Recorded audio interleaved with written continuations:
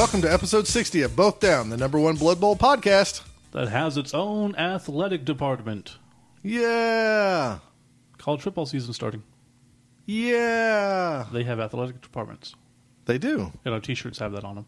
I am Scott Prime, and with me is Kilowog. Steve. Steve. Kilowog Steve. By the way. You would think after 60 episodes that we'd get your nickname. More than that. Well, it's actually a lot more than that. Yeah. It's probably closer to like 70 or 72. No, it's not that many. Was it? There's like 64? No, we have a Chaos Cup special every year. Yeah. We had Oklahoma Bowl special a few times. The Prime special. We're Why probably. did I get a special? Well, I completed my 24. We'll have to do that in the future. Nobody cares. They do care. Nobody cares. The bad thing is you opted out not to do the 24 and 24. That is true. You did 24 and 25. Yes. Which It's still good. I'm glad you did that so I could be the 24 and 24 guy. Yeah, and I'm so glad that second experience with Harkon sucked ass.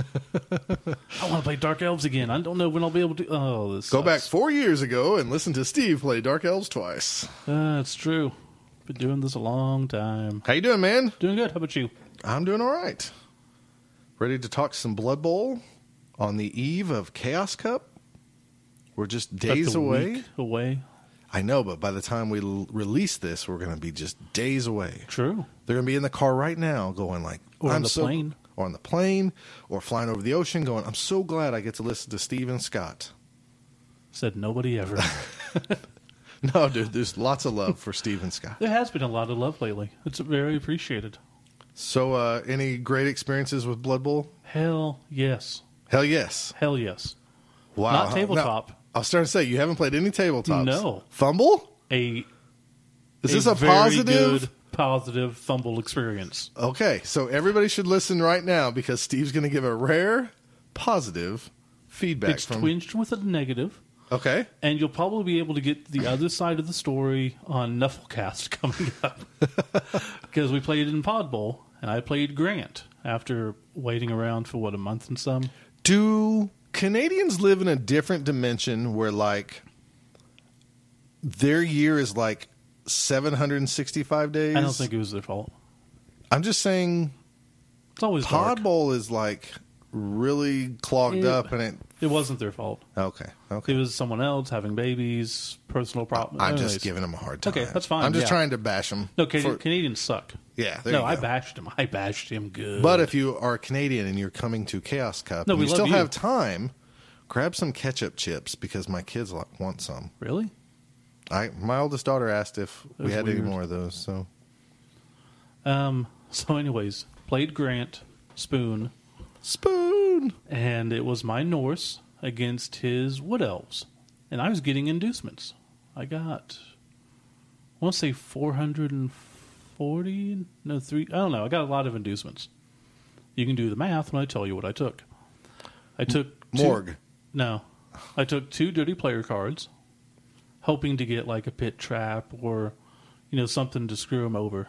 They kind of sucked, I thought. And then I was looking at things. I ended up getting a Babe, which never came into effect. that is the curse of the babes that you always say that you're either never going to use them Right. or they're never going to matter. You're going to roll ones. Or you just get automatically casualtied. Right. So, I guess we're being taken photo of. Scott will post that to Twitter. Maybe Facebook. Or maybe Facebook.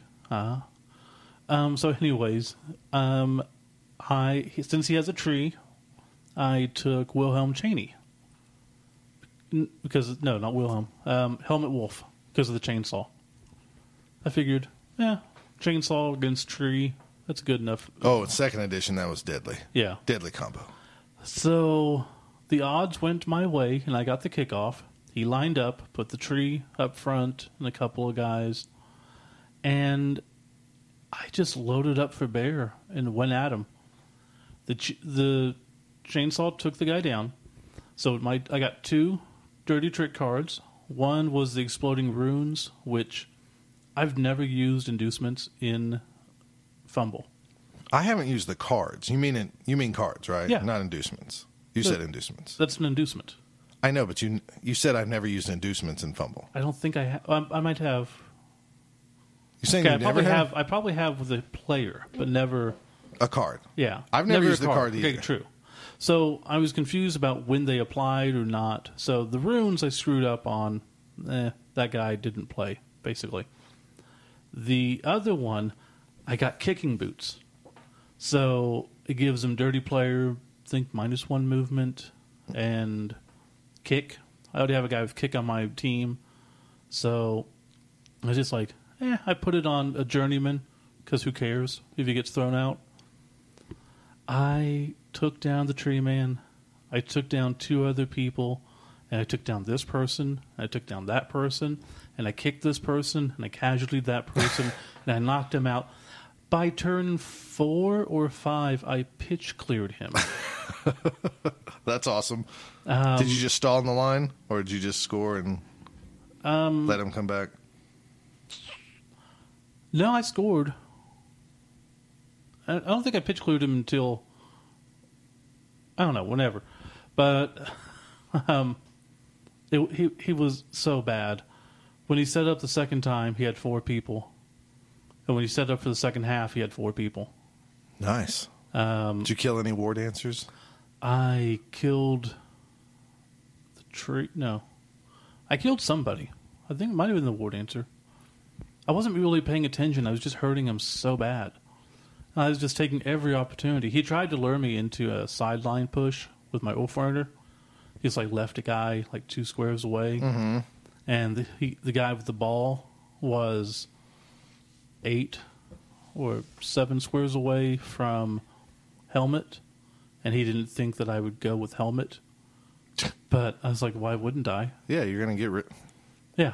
Eventually, he's going to go away. He's going to go anyways if you score. So I just put a guy on the one at the bottom of the screen, and helmet went for it twice, chainsawed the guy with the ball, got rid of him off the field. Because I wasn't able to pick up the ball. I think it was raining the first drive. And the ball ended up in my end zone, like very close to it. And I had a couple of people around. So he had a guy and tried to pick it up, and he failed a handoff or something. I ended up using a blitz and pushing out 2 of his people in one turn through the back of the end zone, right by the ball. So it was a very good game. But as good as it was, I really didn't feel like I did it. You know, it was just all luck. Welcome to Fumble. Yeah, it just everything went my way. I screwed up and decided I screwed up on my ice troll, and I had to go for it. I was like, whatever. And no, I did a block, and I got double skulls. And I'm like, whatever, I'll try. And I did a re-roll, got it, no problem. He passed the ball. Like I left him a wide open. He had 4 people, so I left him a wide open lane. I was just putting as many people as I could between him and the receiver. My guy intercepted the ball. Just, why wouldn't he? Sure. So I ended up on the game, and Grant's like, you need to hire that guy, because the guy who intercepted the ball was the guy that got the kicking boots, who I kept kicking people with and never got called out. So I ended up buying him. I thought I had more money than I did, because I bought him instead of buying a Berserker. That sucks, but it's okay. What crappy name did he have? I love the made-up names on Fumble. Something Iron Shield, I think. It was pretty dumb. Nathan Iron Shield. It might be. It's very close to that. That's funny. But yeah, it was a very, very, very good game for once. My last Fumble game, I've had actually the last few. I think I've won, surprisingly, in our little leagues that we're playing in. I played Extreme, not in Pod Bowl, but in our little private league. Right. What is it? U.S. Brawl or something like that. And he was the champs last year, and he's been having a kind of a bad luck season, I guess. Yeah, I beat him. And he had inducements against me. I kicked off to him. It was a blizzard. I basically almost had an onside kick, and I was like, I hope I get the blitz so I can hit that that chainsaw guy. Sure enough, I got the blitz. My mummy went around the corner. I missed the go for it, so I just re-rolled it, not thinking. And then I knocked his orc with the chainsaw down, got him out of my hair, Ugh. got underneath the ball, lined up guys. I went for it probably another 6 to 8 times in that turn before I finally fell down. And when I fell down the second time, I realized, oh yeah, it's a blizzard. Mm-hmm. Go for it's are 1 and 2s. And I was thinking, I didn't realize that, and I probably wouldn't have blitzed with that Right. that mummy and stuff to begin with. So my stupidity helped me out be aggressive, and it worked out to my advantage. And I ended up winning 2-0 and stuff. But he just had some horrible luck, and I had some fairly decent luck. But that's fumble. That's fumble, and sometimes that's Blood Bowl. Yeah. And even though this is not a segment, this is just the opening segment, and we're recapping all our fumble stuff. But that's what we've been doing lately. Yeah. Besides Getting ready for Chaos Cup. getting ready for Chaos Cup, which we will. Well, we're going to cover that in the second segment. No, Right. we're not. Oh, We're not covering that until Chaos Cup. okay, fine. We can talk about what we're taking. I'm taking vampires. I'm taking ogres. Should be interesting. I'm not going to get the wooden spoon this time, for sure. Steve almost did last year. I'm not getting it. I wish I had. It would have made that almost worth bearing. What are we going to talk about today, Steve? Well, that's a good question. I wish I knew. Oh, you don't have the notes. No, I'm forgetful.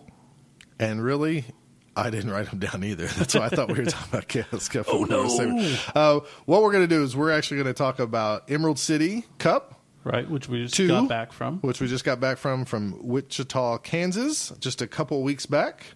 And in I this, forgot about the hotel. oh yeah, we got stories to We tell. have a story. In the second segment, we are going to talk about. I guess coaching how to help people. Had Well- a couple of people ask us our opinions on tactics. Yeah, Which I think is a surprisingly, we've had some fan emails about tactics, so we're just going to answer them here. Yeah. And then in the final segment, we're going to take a smaller twist. Usually we're not so We're going serious. to take a serious turn. It's going to be a very special episode of Different Strokes. God. No, Yeah, on this very special episode of Blossom, Blossom finds a gun. we are going to talk about the weight loss challenge that was talked about on the way home from Chaos Cup last year, and the rules were set, and the weigh-in happened, and we'll get into the whole story in the third segment. So if you're a big guy, you should listen. Yep.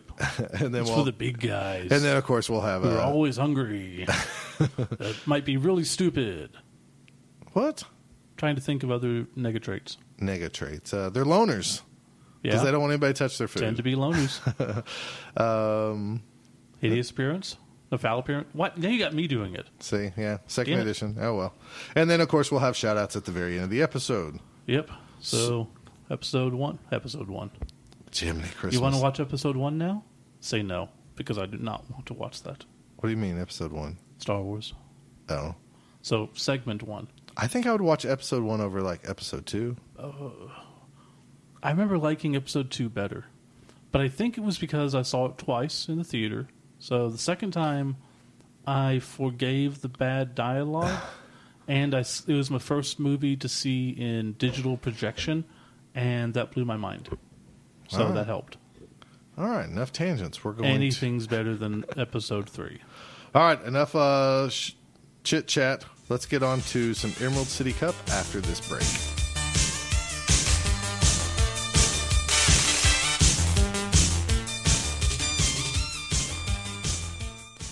Both Down is brought to you by Wizards Asylum, your premier source for comics and games in Norman, Oklahoma. Check them out online at their new home, wizardsnorman.com.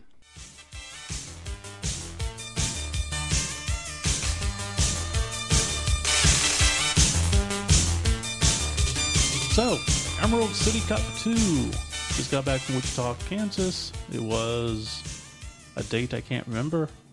It was August 6th, I think, Sounds right. or around that time. Yeah. Steve of the amazing memory. Let's see, it was nearly 2 weeks ago. Yeah. We were recording on the 25th. So, Nobody really cares. I think it was the 10th or something. I don't know. You Whatever. can go to the Scars webpage and Whatever. find out. It was a couple weeks ago. Yeah. We had 16 or 18 people. I think there was 16. I think it was 16. I think Sounds you're right. right. It was not as hot this year. No, So that was the better. AC was working, and outside wasn't as hot as Right. it was last year either. Yeah. It just rained a while back, so that helped a lot. Still warm, but not unbearable. Yeah, so we made the trip that morning. Yeah. We left early in the morning. We drove on up there. Got to go to Walmart so you could buy a belt. That was fun. Yeah, we got there pretty early, so I said, let's just go to Walmart and I'll buy a new belt, and I bought some new shorts. Mm-hmm. And we'll talk about that later. Yeah, real exciting news. But it was nice to buy shorts that were, a couple sizes smaller than what I needed. And I got to wear a belt that actually, I had clothes that fit, and I was really happy. That's good. And I think it showed in your playing. I don't know about that. So, Round one. for this, I took my ogres. Okay, so first off, before we go too far, Yeah. I don't mean to interrupt Steve, but before the tournament started, you either got a munchkin Oh, yeah. or a monkey, a flying monkey. Yes. Okay. And my flying monkey that I got, and I think you got too, it was actually the same stats as Grotti. So it was like, because I took Prickfarth and Grotti, so it was like I had two Grottis, except this one had leap. Right. His stats was 6 movement, 2 strength, 4 agility, 7 armor. He had dodge, leap, right stuff, stunty. So it's exactly Grotti plus leap. Right. And then the other one... And he was the evil forces. And what they were doing is Yeah. just this gimmick where you got one of these randomly in your little baggie, and they were just trying to tally up, like, are the forces of evil going to win or the forces of good? And I think they were going to carry it over. If evil They won, are. they were going Both to ways, yeah. they were going to change the storyline a little bit. Yeah. And they had custom star players for Dorothy, the Tin Man, all the characters from the There's Wizard a lot of of Oz. star players, Right. which I didn't take any. Some people did, though. Yeah. So Dorothy was a pain in the butt. I'll talk to you about that later, too. Yeah, so I took Brickfarth and Grotti, Morgan Thorg, one ogre with block and pro, and a whole crapload of snotlings. And my first match, I actually got to go up against goblins. And Kevin Kirchgessner, I'm never going to say it right. Just a regular build, couple trolls, fanatic, loony, bombardier, pogo, and ripper. So, a shit ton of strength Right. to go up against my shit ton of strength. And I don't remember anything about the match. So, move on. I think I won. Steve is kind of like a cat in this, God. or a fish who plays Blood Bowl, because It's so... It's getting worse, too. Because, I need to start taking notes. that's because you play all these games on your phone. Stop playing games on your phone. That's not it. Yes, it is. You I- can't remember anything unless it's a stupid game on your phone. I've read 3 books. I could tell you the plot and characters of all 3. Okay, Steve does These not care about playing you guys. matches, especially in a tournament, are very ephemeral. They're not there to me. They're like spells, and wasn't it old D&D that once you say the spell, you had to rememorize it? I think so, yeah. So after your match, when you go tell people either about your good luck or bad fortune, it leaves your brain. Yeah. We're just going to go with that. It really, I enjoy You're a Blood Bowl playing- wizard. I am a Blood Bowl wizard, Harry. So I love that. So I won. Want to talk about yours? Sure. My first matchup was against Corey Elliott. I played him last year. Last year he had some lizards, and I think we tied last year 1-1 against my wood elves. But this year he brought orcs, and it was a pretty stacked and packed team. I had my Westside Grimjacks, which was a necromantic team. The build allowed me to take an extra werewolf this time that was different from Diablo Bowl. So I had the standard, 2 whites, 2 ghouls. 1 ghoul had wrestle, 1 had block and sure hands. 2 werewolves. 1 of those werewolves had block tackle. I had a flesh golem with block and a flesh golem with guard, and then some zombies and 2 rerolls. So this matchup, I kicked off to him. It was a big, long stalemate for the longest time. I had to do some kind of crazy dodging and get into his big scrum, and with a 1-die block, I knocked the ball loose. Ended up scoring the first half, and then the second half, I just kind of grounded out, and I won 2-0. Although it was a much tougher match than the score indicates. Right. So I was super happy that I was able to get that ball loose, because I just felt impossible. It felt like my only shot to get the ball away from him that half, and it worked out. How you have those times where you roll the skull and it doesn't work. So, but whatever. So I was really happy about that. So Cool. 2-0. Well, you want to talk about your second game? Sure, I can do that. My second game was against Steve Campbell. Yay! I don't have to remember this he's one. some guy who, that's why you wanted me to talk about it. Yep. So Steve, I've never beaten Steve at a tournament. Ever. Have we played that many times, though? I could look it up. If you want to pause for a second, I can look this up and fumble. How Go many ahead. times we've... In fumble? Or not fumble, but NAF? in the NAF. You want me to look it up? Sure. In the NAF, we can play the 7 You could football just sevens.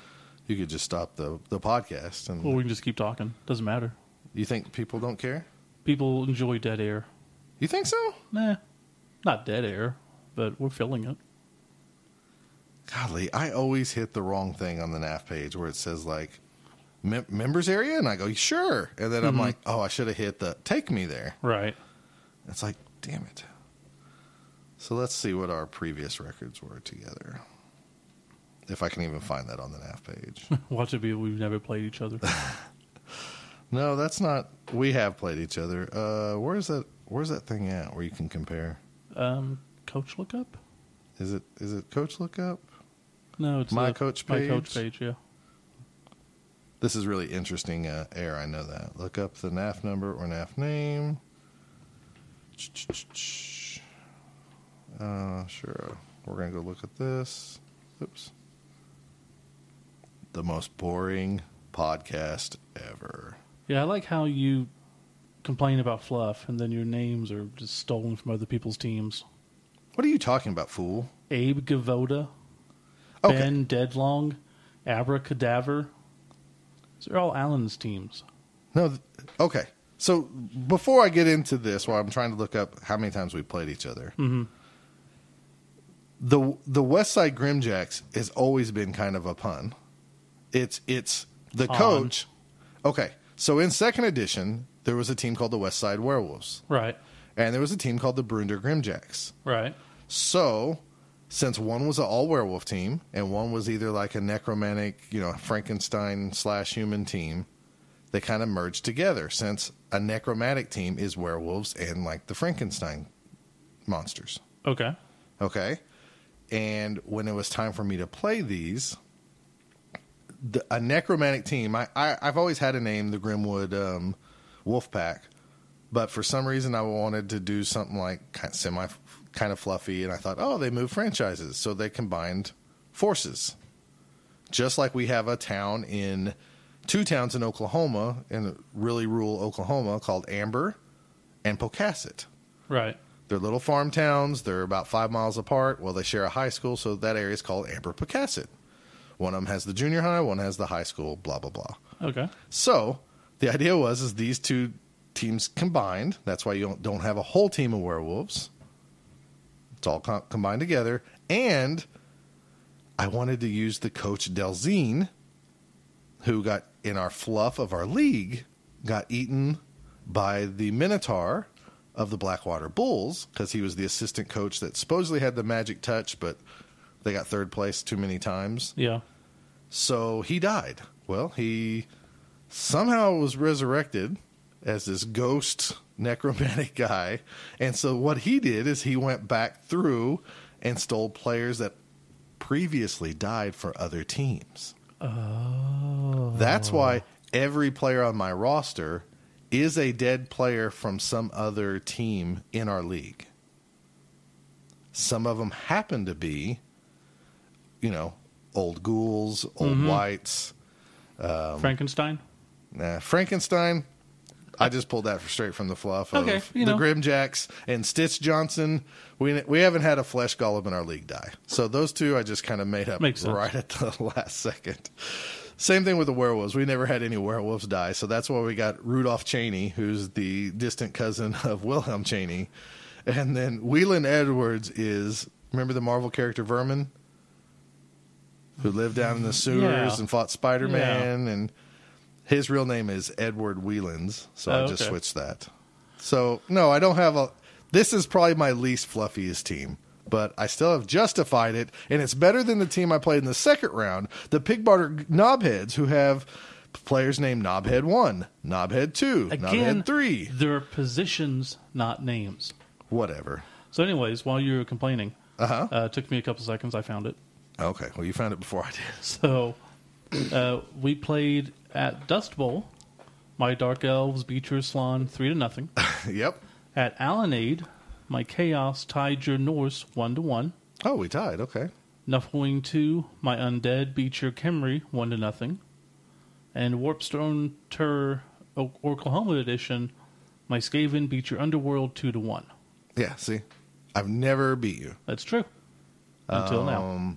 Until today. And I don't even remember our score, but it was actually a really... 2-1. Was it 2-1? Okay, yeah, because you got the kickoff. And you threw a goblin or a snotling, and you scored right off the bat. And I was like, damn it, here we go again. Yeah. I'm going to have bad luck. And really, I wasn't hurting you that much in the first half. No, you were not. I was actually hurting you a little bit. Yeah. You got the ball. You did your stupid cage thing, which I can never get through. But I did some dumb plays, and I ended up actually blitzing to hit your guy into the end zone on my turn. I think I did a 2-die block uphill with a snotling, right? Yeah, I believe so. And knocked you into the end zone to force you to score, to give me at least one shot to score. Right. And I came close. You did. Like, I just had one, if I would have had one more One more bounce, I think, and you would have made it. Yeah. But you got everything else you needed. Right. I was like, ugh. And then I got the ball the second half, and I grinded it out again. Yeah, that and I second won half killed 2-1. But it was a really tough game, and honestly, you played really good with that team. It's a hard team. I know people think Morg is overpriced, but that guy's so good. He's so good. And really, Brickfarth and Grotti together are really good, too. Yeah. I mean, really. And when I have two Grotties, I mean... Oh, yeah, with the monkey. That was a huge game changer. Yeah, it was big, but I was happy to get the win and finally beat Steve. Once again, I hate playing against ogre teams because you should win, Right. but it's always tough. So then we had lunch somewhere. Where did you go? Where did I go for lunch? Didn't you go to... I don't even remember. Didn't you go to Subway or something? You got a sandwich? I don't know. I don't know. Michael... No, wait, you and I. Oh, me and you left because God, we were done with our stupid. game. We got We went to stupid. Village Inn and we had I had a light breakfast. Yeah. Like a low-fat breakfast thing, and you had pancakes and stuff like that. I had French toast. Or French toast, And it yeah. was so good. So we had a good breakfast. I can't believe we forgot that. And We thought for sure we'd split up because we did one time. so then we came back for round 3. Round 3, I went up against Thomas Keene, who wants me to express that it was a very hard-fought match. Wait a second. The same Thomas Keene you were telling me was such an easy match on the way home? No, never said that. He's lying, Thomas. It was a hell of a game. It was back and forth and back and forth. He had Skaven. So he has Rat Ogre, 1 thrower, 4 gutter runners, 3 with block, 1 with wrestle. So I just wasn't able to take him down, but I was just pushing him around, and we ended up tying, I'm pretty sure. You should probably know that, but You probably should know that. Yeah, You're pretty sure you're tied. pretty sure we tied. Okay, well, I'm glad you tied. I could call him, and we could discuss what the game was, but He would like that. he probably would. It's okay. I honestly don't remember the score to my next matchup. Okay. I played in the third round. I played Dave Turner. Also, his team was called Damn It Dave. Damn it, Dave. Not both down approved. Not both down approved. No, I'm not questioning you. It was a Chaos Dwarf team. I played him at Buccaneer Bowl, and it was a tough matchup then, and this was no different. We had a super tough matchup. I can't remember if I won 2-1 or 1-0. But either way, you won. I did win. It was super frustrating. Here's the deal. At one point, he's like, I'm pissed because it's frustrating because of what he's doing. Mm-hmm. And Dave's a nice guy. He's like, I really enjoy playing you. He goes, you really make me think strategy wise. And I'm sitting there going, well, I wish you wouldn't make me think. I want this to be easy so I Right. could whoop you. But I ended up winning. Like I said, a really tough matchup. He beat me up. I know that. And that's where I was getting really frustrated. Back to that compliment. That is what I'm always striving for. It's the same way I play pool. Because when you play pool, if someone scratches 3 times in a row, you win. Okay. I think it's 2 or 3. It's been a while since I played. But that's what I always went for. I'm like, I don't need to play well. I just need to screw you up where you scratch a couple times and I win. And I would win that way. So playing Blood Bowl, I don't really go for like overall strategy of how best to play it or, overall odds. I just do what I feel is going to be best for me and will screw the other guy over as much as I can.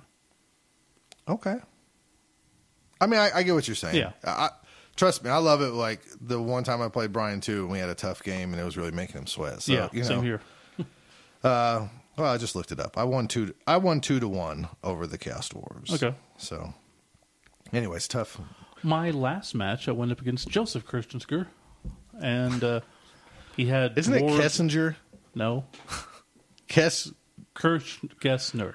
Gessner. We should know this by now. As much as they support us and come to events, It's not like I say their name to them all the time. you should. Eh, You should respect people. I speak their first name. I want everybody to call me Mr. Prime That's the prime. at Chaos Cup. So yeah, it was dwarves. I don't know if I told you. I'm playing ogres, so screw that matchup. So It's about how much I cared about that match.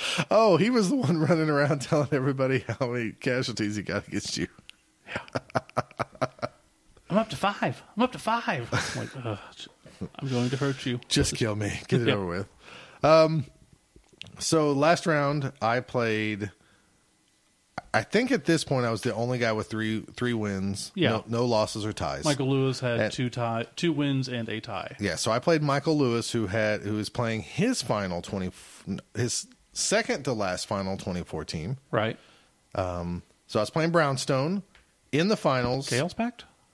It was Underworld, Underworld, that's right. and I was like, okay, it's Underworld. I can maybe beat them up. Mm-hmm. But then I looked at Michael's roster, and it was really good. It had some claw. It had some just. Michael's a good player with any team. If Right. anybody doesn't know that, and he's super nice. And then he had Dorothy on his team, which she was a big pain in the butt star player. And What'd she have? Do you know? I don't remember, but she was. I think she was kind of like an Amazon where she had Okay. like the dodge and just. He put pro on the troll, which is a Steve favorite, I know. Yes, it is. I will say, pro on my ogre rarely came into effect. Like that whole tournament, Morg was just dominant, and then the ogre was just kind of there. Well, Michael had, I think, at least 3 rerolls. He had, I don't know if he had the monkey or the halfling. I think he had the halfling. Or the hobbit or munchkin or whatever. Anyways, I kicked off to him. Mm-hmm. Thinking I could at least beat him up. Michael did the, I'm going to hit you a few times. then I'm going to dodge away and stay away from you. And he did that with ease the whole first half. I couldn't hurt him. I was getting super frustrated. I never felt like Michael rolled bad. He did roll bad, like for the troll, and then he'd use pro, and then he would get it, and then he'd roll really good. It's really handy, isn't it? The first half, his troll was amazing. Yeah. Every time he'd fail something, he'd pro it. He didn't have to use his rerolls. So Michael got into a situation where he was beating the shit out of me, and I had to try crazy stuff. Now, he could have scored and went up 1-0 and probably gave me at least plenty of time to try to score. Yeah. At one point, I think he was down near the goal line with, I think, 4 plays left. And he had a strong advantage, and I would have done exactly what he did, which was stall out the half. Yeah. To make sure it was going to be just 1-0, not 1-1, with me getting the ball back. And a chance to recover all my guys. Well, I was, quite honestly, I got really pissy because it just felt like bad luck, bad luck, bad luck, bad luck. And it kind of was.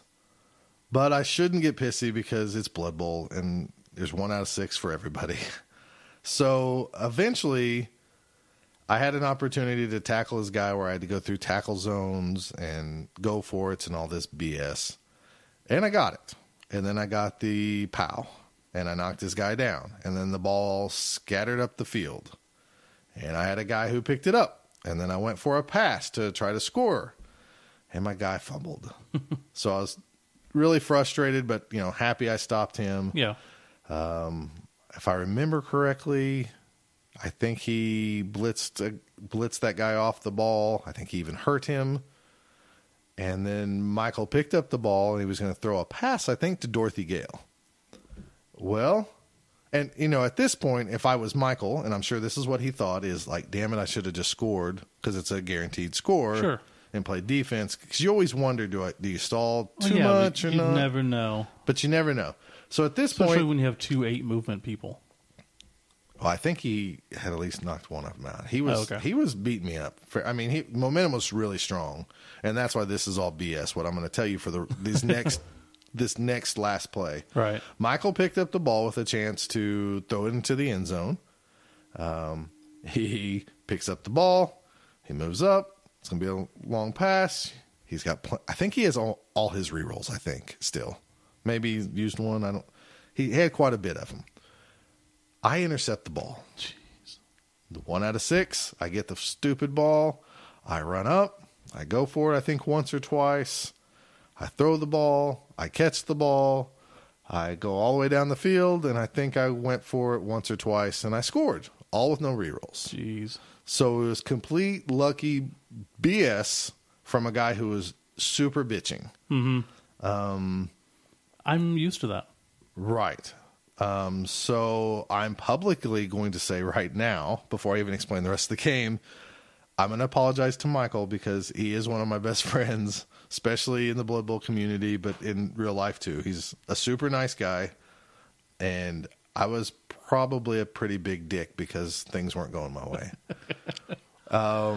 If the situation was reversed, I would have been super pissed. Since we're on the apology train, you want to back that caboose up and go back a few seasons to some playoff games with just you and I for No, I'm not apologizing to you.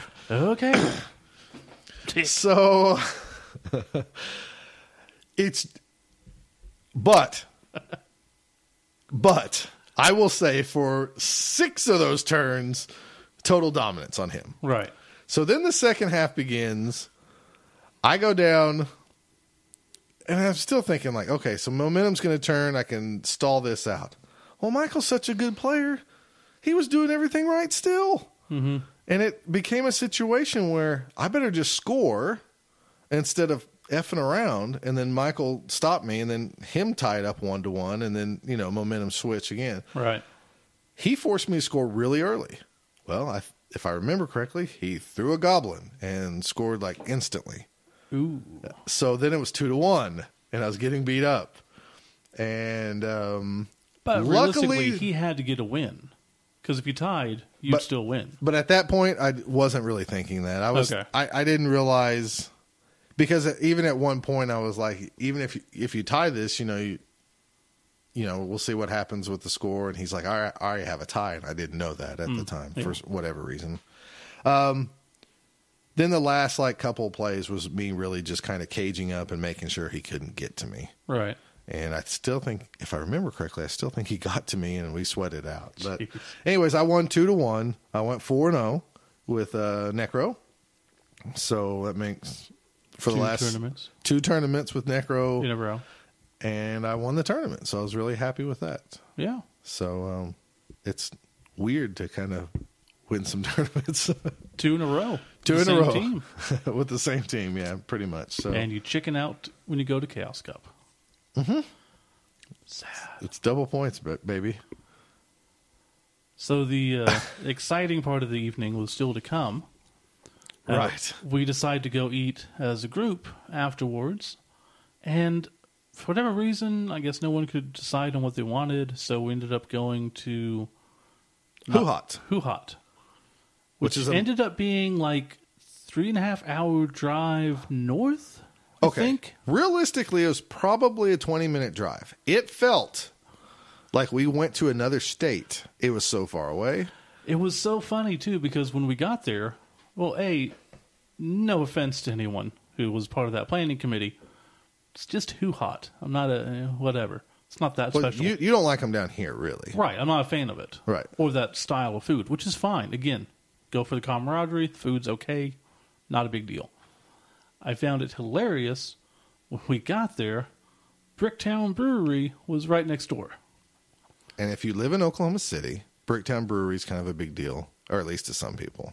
It's in Bricktown. It's the restaurant that started in Bricktown. I know, but everybody around here in Oklahoma think it's like something unique to Oklahoma, but they're a chain, obviously. I didn't realize they were that much of a chain. Well, I thought, there was a couple around here. I didn't realize. So you thought we one. drove back home? No, I didn't actually, but I wouldn't have been too surprised. It felt like that place was really far away. It was, but couple that with then we were staying the night with Michael at a hotel, and that hotel ended up being... It was a motel. 45 minutes the other way. It was a motel. Oh, and it was a motel. The door led straight to outside. No, let's not even get to that yet.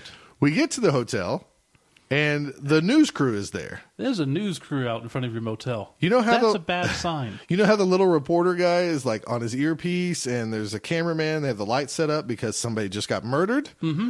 That's what was happening at the motel. We rolled up, and people are outside looking. A lot of people outside with no shirts on. Mm-hmm. Young, for whatever urban reason. People. Mm-hmm. So we're like, are you sure we want to stay here? Michael's like, yeah, man, I'll just go check, see what's going on. So he's gone for a while, then he comes back out. It's like, it's no big deal. It's just, the FBI. We'll talk about it later. What? So we go to our room, and since we are the white people, they put us by the actual office because it was right around the other side of the office. We were next to the office, weren't we? Yes, that was on purpose because we were the only white people there. Oh, come on. Which, again, not a racial thing, just stating we turned the corner and there were 40 people in the back of it with, I would say, 3 or 4 trucks with their beds open and people in and out of the beds. There was a party. On the railing with music blaring. And there was a cop car down there just sitting. So one of them was a cop, or the cop was there just to make sure they're having a good time. I have no idea. So we get into the hotel room, and I don't know if Steve noticed this, but I would bet any amount of money or any Blood Bowl team I have that those sheets have never been washed or changed for a while. Did you see Steve change out of his clothes at all that night? No, you did not. Steve slept in his clothes. I realize that. We had people next door to us who were possibly going to be getting into a fight. Yes, we did. They were very loud. There was no towels, no shampoo, no conditioner. There was nothing in the room. It was like somebody wiped it clean, and then the cleaning lady came in and just put the sheets back on, and then just said, screw it. So Michael called down to the office and told them that we needed everything. They came back 30 minutes later. It was super tired at this point with like a couple of hand towels or whatever. No, that's not true. The guy told him to come back in like a weird time, like 7 minutes or 9 minutes. Yeah, it was like an oddly specific amount of time. And then we never heard from them. And then Michael went back down there to talk to him, and he came back with only, like you said, hand right. towels. Yeah. Like about 5 of these towels would have made one medium-sized towel. Right. So I did not take a shower that night. No. I just decided to just sleep into my time machine. We made sure that we had to have the air conditioning up full blast the whole night to drown people out. That's true. I slept next to the air conditioner because it didn't really bother me. And, I did not take my clothes off. Just in case something happened. I was ready because I was by the door.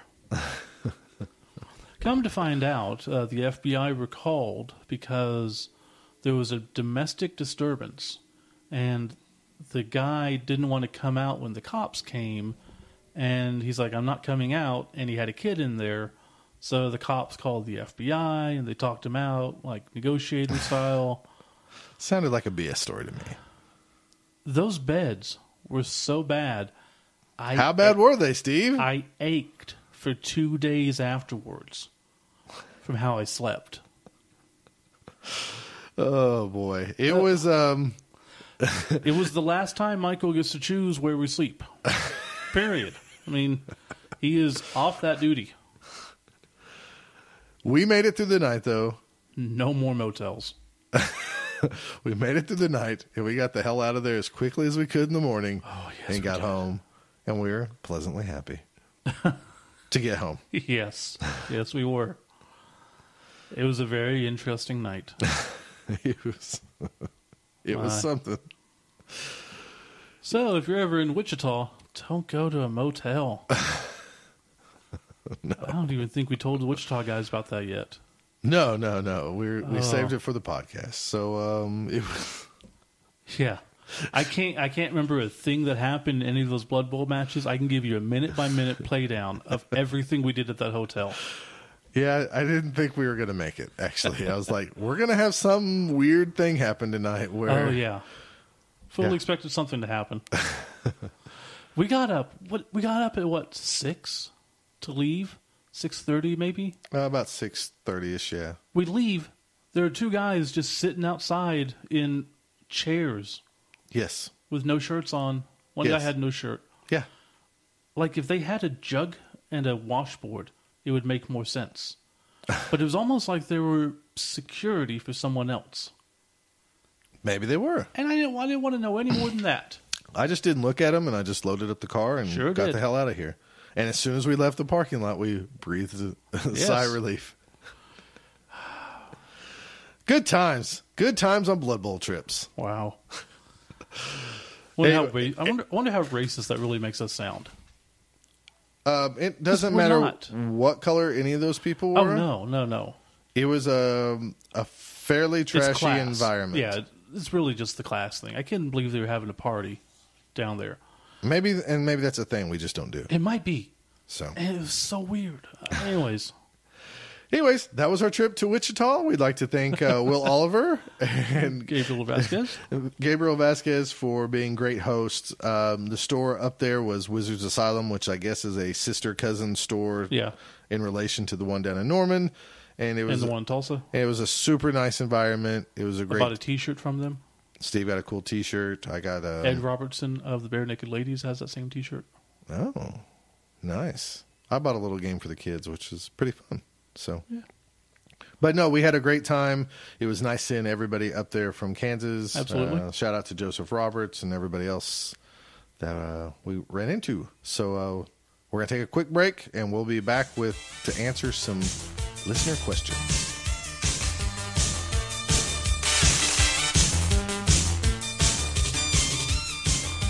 All right, we're back with some, I guess this would be strategic advice from 2 people that don't consider themselves very strategic. Strategery. Strategery. Recently, we both received some email for advice. Right. And the only thing we can do is address it as honestly as we can and hope it works out for you. Right. I got an email from Mike Carpenter of Austin, Texas. Never heard of him. Never heard of him? Nope. If you're local, you probably have played him or been around him. Mike says, hey, Scott, I'm thinking about taking either Undead Necro to Nuffleween or Undead/Necro to Nuffleween, but I've never played Necro before. Any chance you can share some wisdom? So I'll just ask the guy who's won 2 tournaments in a row with them. First off, it is pretty cool that somebody's asking us for advice for anything because we honestly don't consider ourselves that great of a player. I mean, we consider ourselves average, but not like... I would say we're above average. But like in a way of like 55% wins. Yeah. 50% wins, 40% losses, and 10% ties. Not like a Matt Vanderby or a Brian Two who win 80% of their games. So I play more for fun than I do strategy. But like I said, my game plan, I don't go in with play sets. I don't go in with, I need to do this or that. My main thoughts are, I want to hurt people. How can I hit people? I should put the ball in the end zone. And then just figure it out from there. I think we're both a little block heavy. Oh, I'm very block heavy. And I know that, people say, like, what plays do you run or this or that? I really, really try never to pass with any team. So, therefore... I have fun passing. So, right. I always take that into consideration, which is a negative. I understand that. So Mike asked about my opinion on Necro. So, I do have 2 tournaments with slightly different builds. I know myself, and I know a lot of people like to take... Down in Diablo Bowl, I only took 1 werewolf instead of... Most people would probably say take 2 werewolves, 1 flesh golem. I chose to take 2 flesh golems and 1 werewolf. I think I'm with you because I'd rather have the strength. The speed is amazing, but when you have... To me, when you have 2 of something, it kind of bounces out, but also makes them less special, so you don't use them as well. Well, having 1 of them really makes you keep him in back, don't risk him as much, and use him when you need to. So here was my thinking for Diablo Bowl, where we only got 5 skills. Yeah. I only took 1 werewolf, 2 flesh golems. I like to hit. Even if you remember what we were talking about going down to Diablo Bowl, and I had actually a guard and a guard on both flesh golems, because they're kind of a pain in the butt with... They have stand firm, and with that guard, and people are trying to push them out of the way, to eliminate guard, they can't do that for if you cage and stuff. So that was pretty important to me. But then I thought, no, Scott, you will want to hit all the time with those flesh golems because they'll have an advantage. Yep. So know how you play. So I went ahead and changed 1 of those flesh golems to block. It was probably the best choice I did because I utilized, a blitz to hit the guy and move him away so I could advance the cage up. I relied probably more on the flesh golems than the 1 werewolf at Diablo Bowl. I can see that. At Diablo Bowl, I also did not put any skills on the werewolf. And I did this for a reason. 1, he played safety since he had the extra movement. I could keep him further back. And if somebody got careless and put somebody near the sidelines where I could, or maybe I could just hit him once to get him closer to the sidelines and then come up blitz and push him out. So he's kind of a threat. He is, but it looks like he's so far away, hopefully people will miscount or not even think about it. I also didn't put any skills on him because I figured if I played defense correctly everywhere else, this guy's not going to get a lot of opportunities to hit the ball carrier. Therefore, if I put a block and a tackle on him in the Diablo Bowl build, if I play correctly defense everywhere else, I'm wasting those skills. Yeah. So I didn't put any skills on him, and I also wanted to use him as a very last resort with Frenzy. I thought if I put a block or something on him that I would use him as a first option blitzer. First option blitzer, yeah. And therefore with Frenzy, I might mess up and eat my rerolls up really quick. Or you might get pushed out of bounds real quick. Something like that. Yeah. So by not putting skills on him, I didn't want to totally rely on him. He was the last choice, and if I had to blitz with a 1-die block, frenzy into something, I think it's a smart play. then I just did that. Yeah. It was better for me to take the 2 flesh golems. I've seen at Chaos Cup, people have the build where they have 2 werewolves and 1 flesh golem. I get it. I just tried to play more towards what I thought was good for me. I also, in the Diablo build, I put block on my main ball carrier Ghoul because block dodge, why not? Right. And I know there's a lot of people that don't like wrestle on the ghouls because even if wrestle works, you put your guy down and people might befoul him. I still love wrestle as an option. I don't think people foul as much as people worry that they do. I understand that. I take down a witch elf or a war dancer, gonna foul him, no question. Sure. A ghoul, unless your other one's gone or I just have an advantage, probably not. Well, So as nice as it is beat and take you out. there's some people that hate wrestle. Yeah. And I get it. I always feel more comfortable, and maybe it was because I took advice from Matt Vanderbeek early on some of those early teams, and I didn't like wrestle either until he was like, you want a guy with wrestle, you want this option. Yeah. And once I got used to it, I really love having the option of wrestle. Nothing better than going to hit a guy and the guy, Block, dodge, down you go. I got block. Well, I got wrestle. Oh, crap. And the ball's exactly. loose and the game's on. So that was at Diablo Bowl, Mike. And then at Emerald City Cup, we had a bigger build. I swapped out a zombie for that extra werewolf. And I still kind of played the same way. My werewolves were kind of my safeties, but the one that did have block tackle, I moved way up. And I left the one that had no skills in the back for that same reason I told you before. I did overplay that werewolf with block tackle. I felt like I had to blitz with him so much more than before. Now, it also helps with the build total, especially of this tournament, the fact that everybody on the team, or everybody who you play, is going to have 12 players. One of them is going to have tack or a dodge, for sure. Yeah. So a good player for agility is going to have dodge. You have that guaranteed tackle. You're always going to have someone to try to screw over. I know a lot of people don't like tackle too, but I almost, with every team I have, I usually, in Diablo Bowl, I had one of the whites with tackle. I just like having that option. And If you go up against a team with a lot of dodge, it's huge. it's priceless. Yeah. Yeah. The only thing I did different was I added sure hands to the ghoul with block for Emerald City Cup as well, just to have a secure ball handler. I thought with more skills we might see a few strip balls. Maybe if the It's wood not elves. as prevalent as it seems like it should be.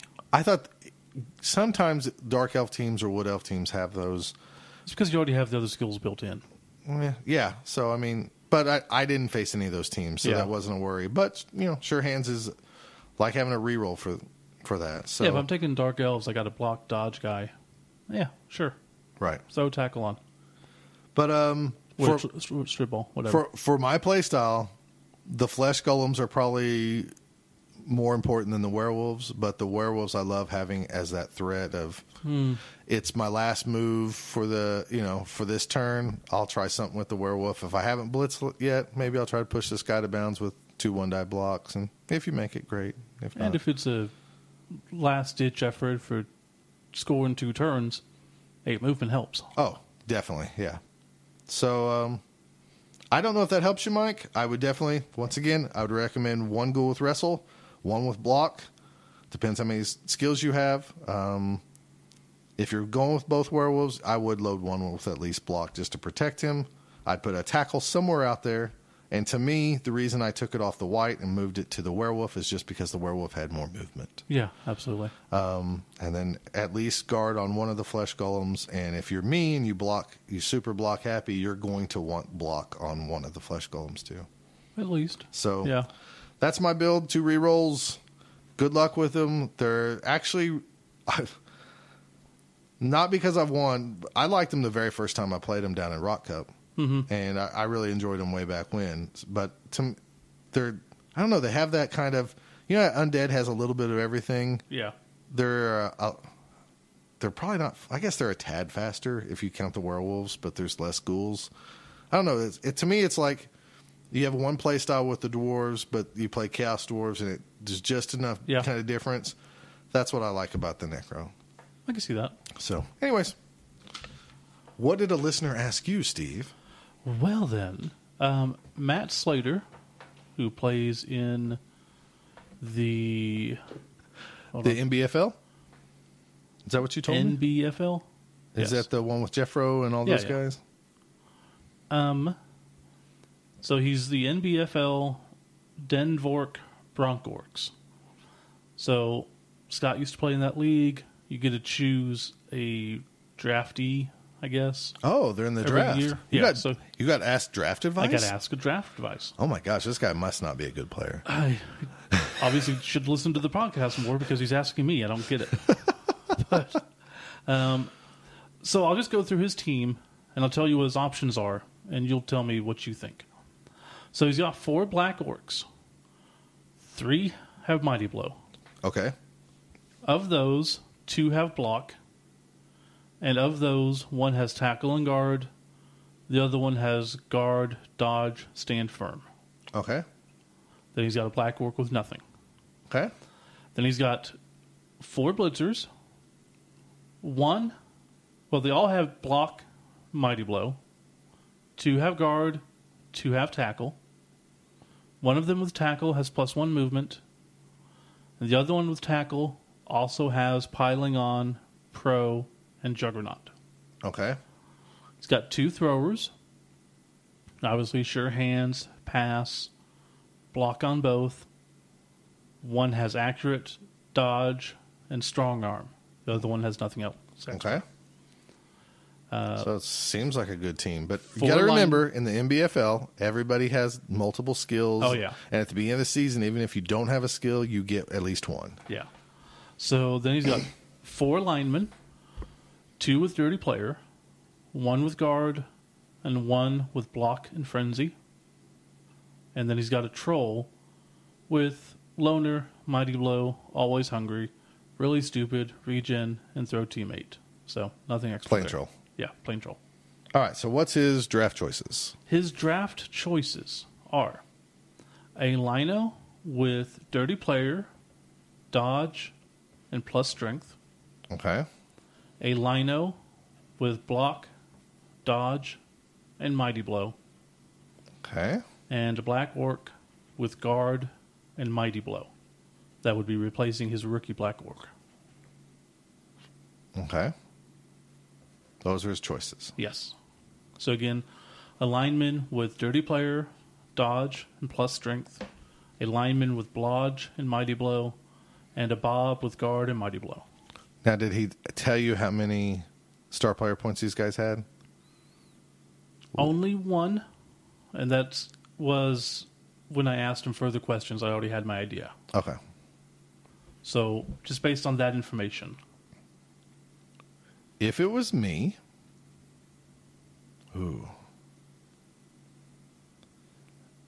okay.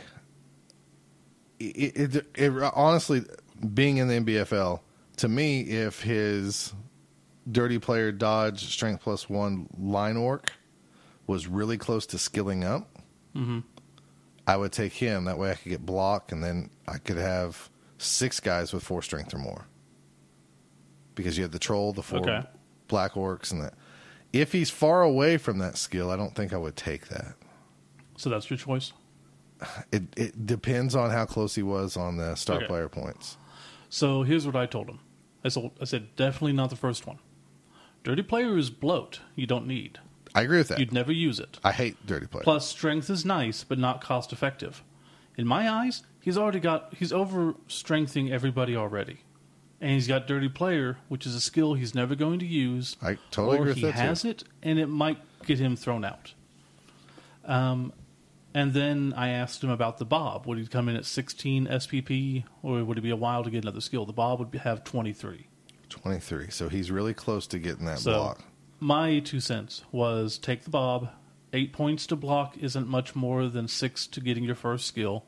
Right. And Blodge is nice, but not like that guy would be the ball carrier. He'd have good skills, so not used as much, in my opinion. So in that case, I think the Bob was the best choice.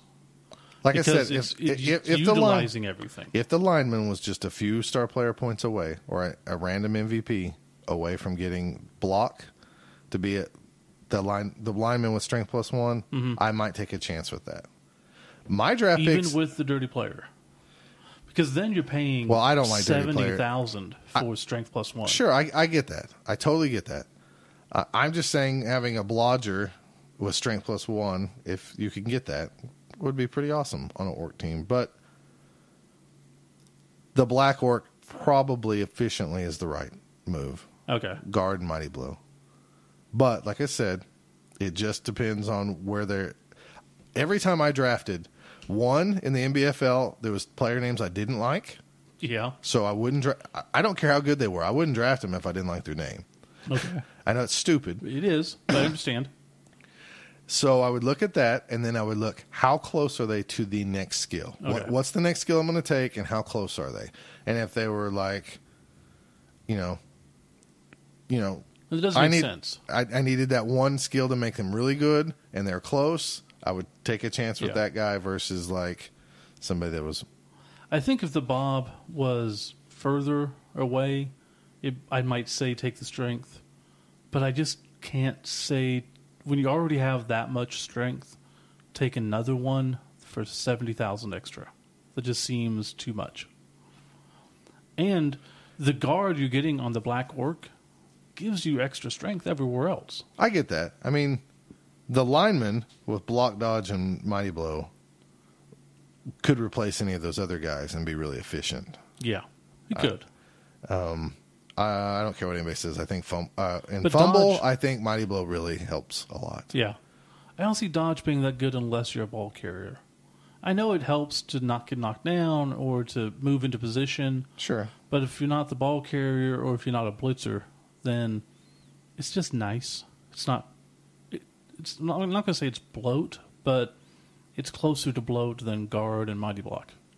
The lineman with strength +1 and the dirty player, though. Dirty player kills it for me. Yeah, that was the same here. So, Otherwise, I would have said +1 strength. although if he was less than 5 points away from getting his next skill, I'd probably take a chance. But I'm kind of goofy like that, and I'm not a good NBFL coach. The right move probably is the Black Orc with guard and mighty blow. Okay. The mighty blow should take him up to the next skill level. Then he gets block, and then he's fine. Right. That's what I was thinking. So, Okay. is that what you told him? That is exactly what I told him. Okay. Well, I mean, I can't disagree with that. Okay. I mean, now it depends on what the name was, whether I draft him or not. There's It was- people it I was Scott Prime. Okay, well then he's a great name. It was amazing to just look at some guys and go, "Oh, his skills are. Oh, his name sucks. Never mind." And that's Sorry, how Tony. fluffy I was, because I'm awesome. Can't you just rename them once you get them? No, I thought you could. you're supposed to really keep their names. Now, what they would let me do, and I think other people would do it too, like if they came from a school that had like the mascot that was the, Wisconsin Badgers or whatever. Okay. I would always take the school mascot because they come from like a college Blood Bowl league that was also like a play on words. So like I would take some guy and I would turn him into like Tony the Bruin. Okay. If he was from UCLA, let's say the Yellow Bruin, and then whatever his last name. I'd always throw the school mascot somewhere in there, so they would have that. Like one guy was named Kyle Ludica or something like that, and he was from BYU. Well, they're the Cougars, so he became Luke the Cougar, Ludica or whatever. Okay. I did that every time I drafted, That's just cool. because that was fun to me. Yeah. There was a player named something, I can't remember his first name, but it was something Sterling, and he was this rodder with, I think, block, dodge, mighty blow, surprisingly, and I named him Sterling Rainbow because he was from Hawaii, and they were the Rainbow Warriors. Yeah. And he died. I think I was playing John Brees, winged human, and he blocked me with a snotling to try to get a skull or a both out. Oh, that one. Yeah. And he rolled 3 pows, and he killed my guy. So my guy never made it out of preseason game. But No, I would That not happens. draft guys if I didn't like their names. Okay. I'm weird that way. Yeah, I get that. I'm Dr. Fluff, man. I was mad when I killed a guy. Some people like take the college guy, and if their number was like 76 in their name, they would just carry that over. You know, Yeah. if they drafted a guy who was whatever number, and so it could be Kyle Smith, linebacker 76 would be in his name, they would keep that. Well, I killed a guy. I think his name was Stoney. He was some lizard guy from Jeffro's team. Well, he had some type of little name in there, and it bothered me a whole lot having that. Damn it, boy. You're getting cut. I think I kept him until he died, since he was like the oldest player in the league. Oh. So he still was living technically on my Nurgle team. Yeah, just not doing too well. No, it was Ryan Fitz's Stoney Gilbert, I think is his name. But he had like linebacker 76 or something in his name, and that transferred over, and that bothered me. I was like, can we edit that just to be Stoney Gilbert? Nope. No, couldn't do it. So, anyways, I'm weird with the NBFL, and well, guys, I hope our advice was good. I guess. If you would like more advice, turn into 3-Die Block or another one. Actually, it's kind of fun answering, I guess, listeners' emails and questions. I think Yeah. it's kind of cool that you at least want to hear our opinions. We're Even more than happy to tell you what we think is right. we just don't feel like we're like. It's flattering that you're asking us for advice. I would say cute. Cute, flattering, whatever. It's cute. You think we know what we're talking about. So, yeah, if you have more, give us email in or catch us on Twitter or catch us on Facebook. And with that, we'll come back with a very special Dogtown moment.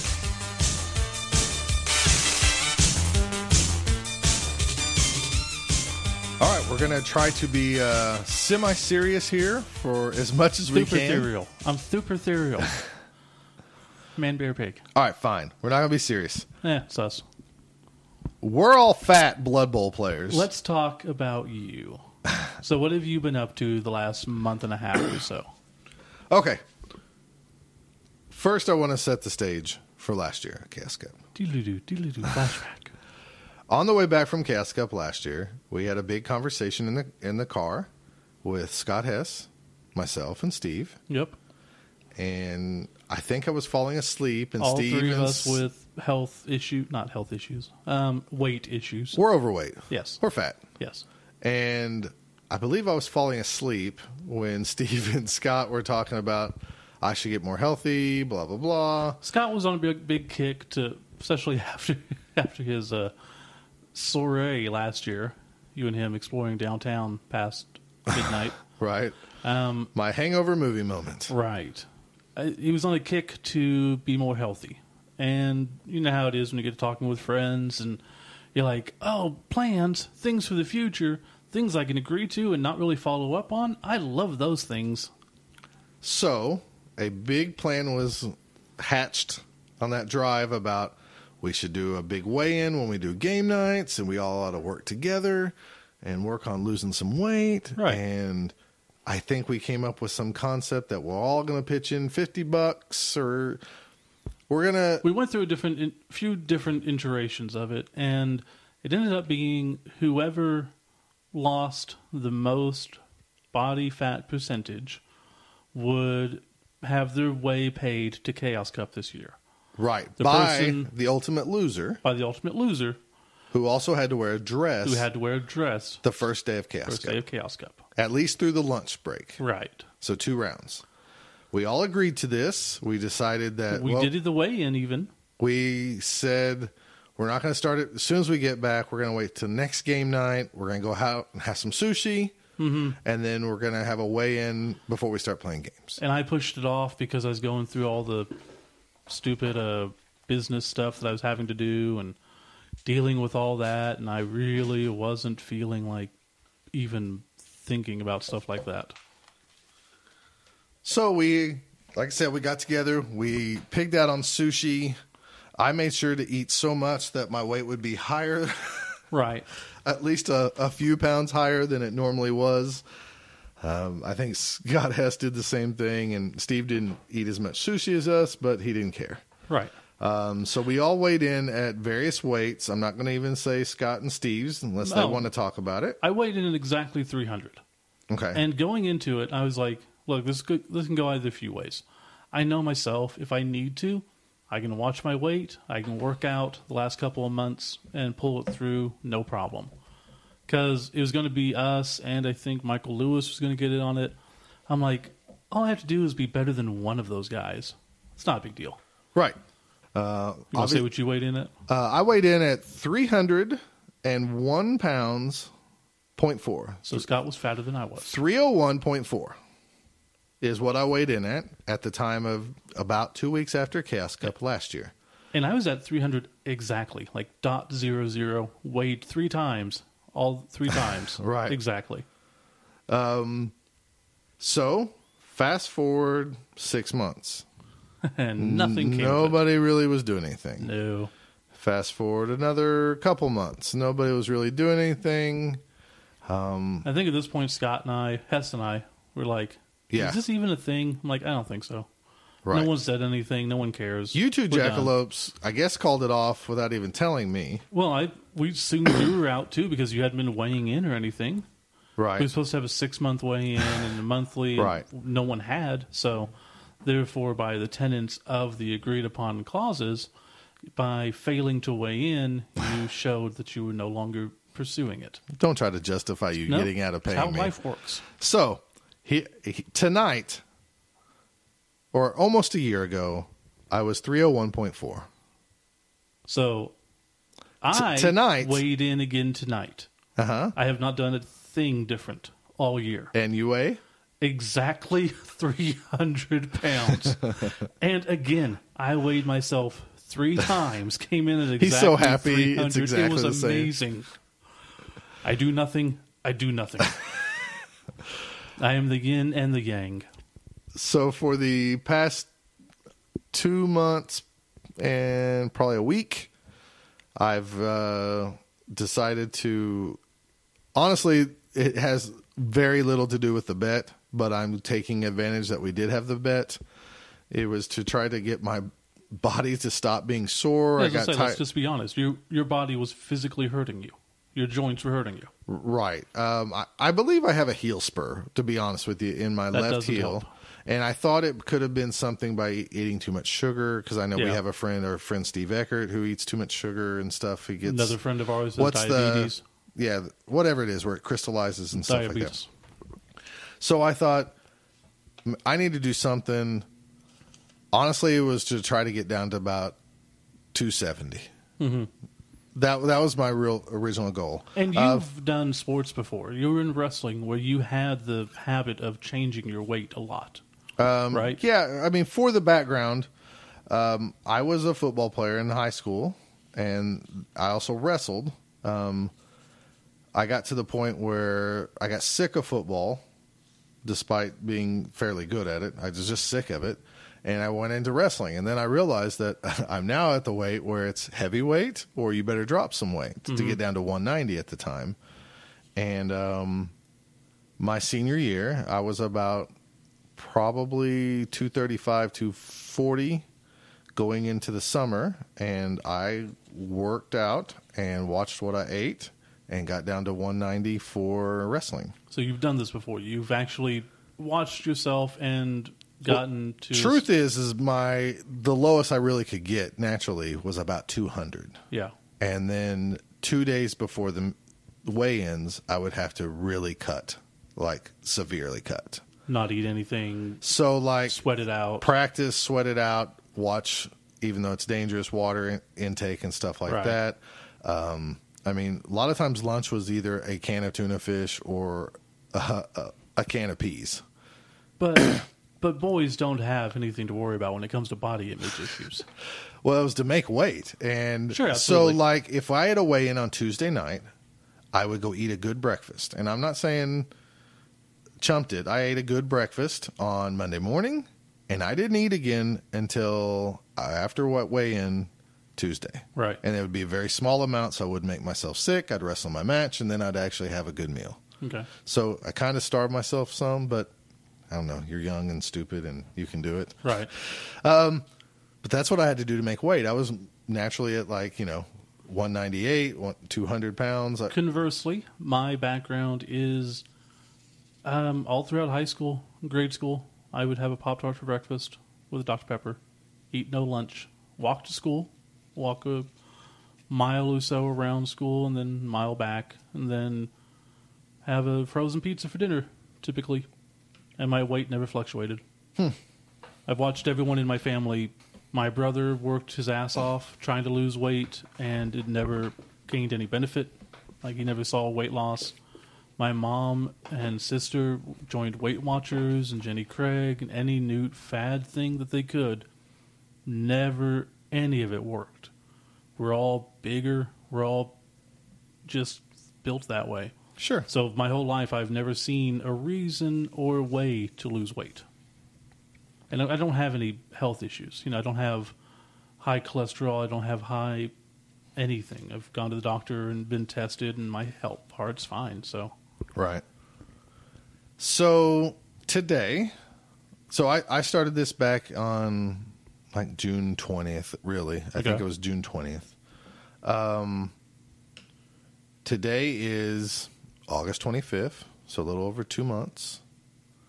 If you follow me on Facebook, you saw me post pictures of me in the same shirt every 16th on August 16th. You can see the changes. I am now 57 pounds lighter than I was when we weighed in. it's a big difference. It is a big difference. Exactly 0 pounds different. Which, look, yours is impressive and all, but given a year's time, do you really think you could do everything right to weigh in the exact same weight now that you did then? No. Okay, no so way. really mine's more impressive. That's all I'm saying. Right. I'm more impressed with you, actually, Right. than anything else I've ever seen in my life. Yours is awesome. It pales in comparison Absolutely. to what you've done, Steve. Sure. Congratulations. If someone would have bet you money you would lose weight, I'd be like, yeah, Scott can lose weight. It can happen. Would Steve stay at the same exact weight after a year? No. I'm telling you, 400 to 1 odds. it's impressive. You're not changed at all in a year. Yeah. Is amazing. My losing 57 pounds is It's good. it's up subpar, there. but it's still good, but not as good as you. Right. So you're probably thinking, why are you talking about this on Blood Bowl podcast? Because In we're general, keeping it real. it seems like the gaming community, from what I watch at the store or at Blood Bowl tournaments, you have your little skinny guys or your big guys. There's not a lot of in the middle guys. There's a reason that the comic book guy on The Simpsons looks like me. I mean, it's just how life works. We're gamers, we're geeks, we're going to be introverts, we're going to be shut-ins, we're going to be sedimentary, we're going to be overweight, we're going to be balding, and we're going to be weirdos. Can't really help with the balding, but we can try to help with the weight. So all of this is kind of just to, as I was doing this, I was putting stuff on Facebook, and I was doing this for my own health, to live longer for my children, to maybe just get better for me. And like I said, I wanted to get to 270. And once I got to 270, I thought, well, I'm going to just go to 260. And then when I got to 260, I was like, holy crap, I made it. Yeah. Tried 250, and I still want to get down even lower. So I feel better. And the main reason we're talking about this is not to toot our own horns. It's to encourage other people out there, because we know the struggle. And trust me, when I go to Blood Bowl tournaments, I want to eat the whole time I'm playing games. Oh, yeah. And that's always been a habit. When I play games, I snack. I'm like Amadeus Cho from the old Hulk comics, where he always had to eat to keep his brain active to, be the smartest guy in the world or whatever. Oh, okay. That's a... I was thinking The Flash. You always had to eat whenever you ran fast. Amadeus Cho did the same thing in the Hulk comic when he Okay. was like the sidekick. He always wanted to snack and eat sugary stuff. But so I always felt like that when I play games. I still do. But you've actually been getting feedback from people. Right. What is amazing is you think you just post something on Facebook, and let's be honest, a lot of times a lot of people and sometimes even I do. You post something on Facebook just to kind of get a feeler back and go like, You're fishing. I am, Yeah. I'm doing something good. They like me. They really like me. I've recently got surprisingly more people than I ever thought that would email me and say, "You're looking great. I'm going to start changing. What are you doing?" A guy named Steve Long over in England, he contacted me, and I guess I could read, kind of what he sent me out of nowhere. He's like, "You're my inspiration, mate." He's like, "I've cut calories intake to under 16,000 a day." Or I would I'm hope sorry, so. 1,600 a If day. you're cutting to 16,000 a day, good on you. And exercising every day. I've joined a gym for guidance and access to cardio equipment. I've already lost 8 pounds in the first week. I'm very happy, and I'm going to keep going. And me and him had quite a bit of discussion, and I've had other people ask me, "What are you doing? How are you doing it? What are you taking?" And I know we have some friends who do Herbalife, and they do other things. There are other gamers that we know that are trying to lose weight as well. Right. I know Matt McDonough or Matt McMatt is also trying to lose weight. I believe John Breeze. I believe he told his daughter, like, if you do something, then Dad's going to start losing weight and running with you or something like that. Some type of inter-family challenge. Yeah. Probably a wake-up call for him, too. I Sure. mean, just like I did, is like... We're not getting any younger. And we got Death these little girls. is real. So, what I was telling Steve and trying to encourage him, Steve Long, was encouraging him is just... I haven't used any powders or pills or anything else. Mm-hmm. What I've done is I've just stopped eating as much. Yeah, it's huge. If your belly growls a little bit, it's okay. You're not going to die. I think there's a Buddhist tenet where they say that you should eat until you are 2/3 full or 1/3 full. I forget which. Mm-hmm. But basically, it's a matter of you don't need to be fulfilled. You shouldn't always have what you feel you have to have, especially here in America. Here in America, you go out to dinner and you just order anything off the menu. It's 3 times as big as it needs to be. But we're taught growing up, you've got food on your plate, eat it. Or, we just gorge ourselves. That's we've been bred to do. Well, and like I said, what I was going to say is, like, we do have some people that use these different meal plans or Herbalife. And I guess the old wrestler in me always has been eat less, move around. Eat less, eat better foods, move around. And so what I did is I didn't do any of the pills or powder, but what I did start doing is trying to put better food in my body and cut out sugar. And by sugar, I mean, like, hey, my kids are in bed. Hey, Steve, I'm going to run up to the ice cream place. You want anything? And, we hog out on ice cream while we played video games or hung out. Which, let's be honest, never really happened. Well, I might have went for ice cream more than you think I did. Oh, okay. Steve, honestly, I don't snack. I know you don't. And I'm not being facetious here. My body is just how it is because I eat bad, and that's how I'm made. Sure, but I get that. I still need to lose weight. But I know me. Right. I love to snack. I love to eat. Food is good. Oh, yeah. It's the hardest thing in the world. But I just changed what I ate. And for the first time in my life, I bought broccoli. My oldest daughter loves broccoli. I don't love broccoli. I'll cook it. I'll down it. I just use it as fuel. I never really liked lettuce or romaine lettuce or any of those leafy vegetables. I started recently in the last couple of years accepting spinach as my leafy vegetable. I just kind of forced myself to eat it. And believe it or not, this week alone, I've had a salad at least once a day, every day this week. Yeah. And I really enjoy them. So I'm fueling my body with better stuff. I'm cutting out, I was a sweet tea drinker all day. Yes. All day. And, I thought that was better than drinking Dr. Pepper or Cokes. It is. And it's slightly better, but it's still sweet tea all day. Oh, yeah, it's not good. So I don't cut out everything, but I have my one sweet tea in the morning, and then I don't have any more sweet It's tea. moderation.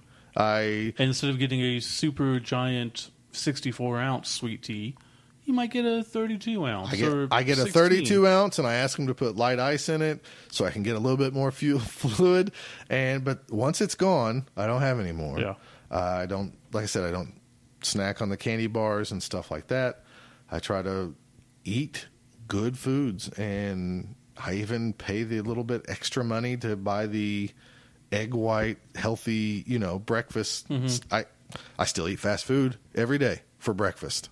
That's the only time I eat usually fast food. Yeah. But I try to take the healthier mark. Yeah, it's a little bit more expensive, but I'm telling you, Blood Bowl guys, or whoever's listening to this, if you can do it for 3 weeks, and it's hard as fuck, if you can do it for 3 weeks, you start reprogramming your body, and then when you do take your daughters to school for the first day of school, and you stop by and get them donuts, and you think, I'm going to get me one donut. Once you eat that donut, it is like a bomb going off in your stomach, and you hate it. Sure, it tastes good, but your body just shuts down, feels like crap. And I don't know what else more to say besides something that simple. Starting isn't the end. It's real easy to start losing weight. To just get off and like, you know what? They're right. I'm going to start working out. I'm going to start trying to eat right. And that's going to last a couple of weeks. And you're going to fuck up. And you're going to go back and like, I screwed up. Fine, screw it. I'm just going to go back to my old ways. Sure. And that's where we need to come in as a group. Well, I don't know what we're going to do yet. We're going to have some time. We'll unveil it at Chaos Cup. But we're going to be doing something for the next year to try to encourage everybody out there to eat healthier, become healthier. Not about only losing weight. It's not about only eating right. It's just a matter of changing what we are. Let me say one thing. Mm-hmm. I've done this before. Like, I haven't done much. I did join the gym one time, and I actually enjoyed going. And I was going pretty consistently. I'd go 3 times a week. I would walk on the treadmill. I never got up to running because I just enjoyed the walking. But I would go after work, spend an hour and a half there just walking, extending my time, going to the sauna. And I felt great. I was doing much better. I was drinking only water. I'd cut out soda for about 3 or 4 weeks. This was over probably a 2-3 month thing over summer. Yeah, I remember you guys doing this. And then my cat died. And that sent me into a very big depression. I know as lame as that sounds, but it was the cat that we got right after my mom died. Sure, I get it. I mean, if you have an animal, you're attached to your animal. And also, it was realistically the first time I had truly been alone as a person. Because even after Mom passing away, I lived with Dad, or I lived with a roommate. I didn't have any roommates now. I didn't have a cat. But you had your familiar. Yeah, I pretty much did. He was my best friend, my buddy. And when he was gone, I didn't work out. I went back to soda, went back to pizza, went back to shit food, and it's a big difference. And I always feel like I want to go back to do it because I did enjoy just getting out there and goofing off, and just walking is simple enough. Well, and that's what people were asking me. So, what, you're exercising? And it's like, yes. My big fat butt in this short amount of time just would go around my neighborhood. I would take the iPod, set it for a mile. First it was walking, and then it was like, okay, I'm going to run 3 houses. I'm going to try to run 6 houses. And sometimes I only ran about 3 houses distance. Yeah. And then I was huffing and puffing, and then I'd walk a little bit. And then it slowly built up. And the first 3 weeks were terrible. It's like, I'm never going to run again. I don't even know why I'm trying to run. I'm too fat. And then all of a sudden, about that 3rd week, I started running a whole half mile. And I was shocked. It's like, man, I haven't ran a half mile since I was going to the gym regularly many years ago. And then I was stalled out on the half mile. So I'd run the half mile and then walk and run the last half. And that was still good. And then, I don't know, it was a couple weeks after that. It went from the half mile to making the whole mile. and I can still run the whole mile and even more if needed. Right now, I've kind of plateaued at I haven't really pushed myself, to be honest. I do the half mile, I do the whole mile. And usually if I go to the park and I don't have the kids and stuff, I then walk a mile afterwards. And then I have 5 dumbbells here at the house that I go lift. And it's not much weights, but it's doing something. Oh, it's a big difference. And it's being active, and I'm firmer in places. And yes, he is. yeah. Oh, yeah. But my biggest thing to encourage people with, and like I was telling Steve Long when I was talking to him, is like, this is not a diet. If you eat pizza and Pop-Tarts all the time, that is your diet. If you eat whatever, that is your diet. If you eat lots of salads, that is your diet. Whatever you're eating, I even tell this to my kids, that is your diet. So you are changing your diet. You already have a diet. Right. So many, and I'm not trying to sound like I'm bitching at women, but even guys do this. They say, I'm on a diet and I'm going to do it for 2 months, and then they change. Then they lose 15 pounds, and then they eat crap again and they go back up. You have to lifestyle change your diet. Doesn't mean you can't have that stuff. Right. During this 2 months at family cookouts, they've had homemade ice cream. I get some, but not a big bowl. Right. I get a scoop, and that's plenty, or one thing I've passed on this whole time, and I'm not going to pass in Chicago, is I haven't had a slice of pizza. Not one slice of pizza this whole time. And I love pizza. Not the frozen pizzas, but I like the delivery pizzas and stuff around here, and I miss them. But I'm just telling you, you got to change your diet. And it is hard, but you can do it. And if, like Steve was saying, if you run into something where your cat dies or you have a bad day and you fall off the wagon or you don't work out for 2 days, don't beat yourself up. Yeah. Just start again. Don't see it as an ending. Just see it as a bump and just start again. About 3 weeks ago, I didn't hardly work out at all. Just didn't. I was feeling bad and everything else. Didn't do it. Got back on it. Took a few days. Got back up to par. Running my mile without stopping. And to me, I read some article that said, like, if you can run a mile under like this time, which was I think under 12 minutes or something like that, and it had my age bracket in there. Yeah. It said I'm in better shape than like over 50% of the other people in my age bracket. And I thought, that's better than where I was 3 months ago. And that's going to benefit my kids. Again, it's going to sound like I'm bragging on myself, but it's amazing now. My oldest daughter will come up to me and put her hands on both sides of my belly and my back, and she'll go, Daddy, you're so skinny now. And I'm still a big dude. I'm just so much skinnier than they've ever seen. And where I hope this trickles down in is my daughters have seen me eat shit. And they've seen their mom eat crap. And I don't want them to have health problems either. Yeah. So, I try to really encourage them to, let's make our hearts healthy and let's live a better life. And I know I probably should have done this 10 years ago, but I didn't. We all should So have. start now. I can remember so many times in the past where I'm like, that's it. This is going to be the moment that I turn my life around. I'm not going to be fat anymore, and I'm going to eat healthy, and I'm going to do, you know what? I'm not. And I don't. I can remember literally at least 10 times. And like I said, my memory's not good. But these are moments that I failed myself. And I will remember those forever. So I remember every time that I've told myself, hey, you know what? I'm going to use this as a catalyst for me to lose weight. And I don't. And I get excited, and I'm like, I'm going to do it. And then I don't. And it's frustrating as hell.